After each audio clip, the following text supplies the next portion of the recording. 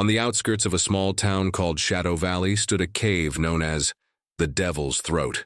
Its entrance, hidden among dense trees, was covered with peculiar vegetation that seemed to grow thicker the closer you approached. Locals avoided the site at all costs, claiming that anyone who entered would hear the whispering shadows, a sound that could drive people to madness. Martha and Sergio, a pair of urban explorers, were captivated by the legend. They were on a tour of mysterious and abandoned places, documenting their adventures to share on social media. When they heard about the cave, they couldn't resist. Equipped with flashlights, cameras, and microphones, they decided to explore. In one evening, ignoring the warnings of the villagers.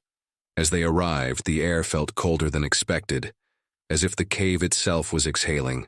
Sergio joked to lighten the mood, but Martha couldn't shake the feeling that they were being watched. With every step they took, the sounds of the forest grew fainter, as though the outside world was fading away. Inside, the cave was freezing. Strange marks covered the walls, symbols they didn't recognize. Martha snapped photos while Sergio ventured further. Suddenly, Sergio's microphone began picking up a faint hum, which soon morphed into whispers. At first, he thought it was an echo of his own voice, but the words coming back to him were different. They sounded like names he didn't recognize. "Martha, are you hearing this?" Sergio asked. When he turned around, she was no longer behind him. Her flashlight lay abandoned on the ground, still glowing. Sergio began calling for her, but the only reply was the whispers, growing louder, closer. Panicked, he ran deeper into the cave, stumbling upon a massive opening that seemed to stretch endlessly into darkness. There she was, standing at the edge, motionless as though entranced. "Martha, get back from there!" he shouted. But as he approached, the cave's shadows began to shift. They were no longer just tricks of the light.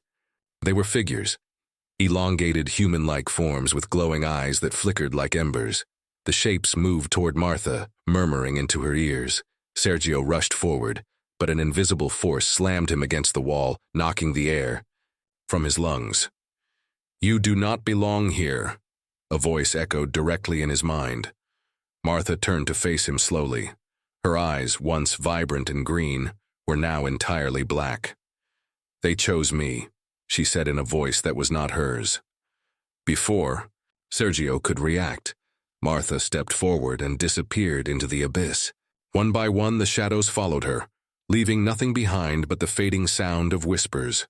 When Sergio finally stumbled out into daylight, the sun was already high in the sky. He tried to explain what had happened, but no one believed him. They say he still wanders the town, repeating the names he heard that night, trying to unravel the mystery of the Devil's Throat. Since then, no one has dared approach the cave.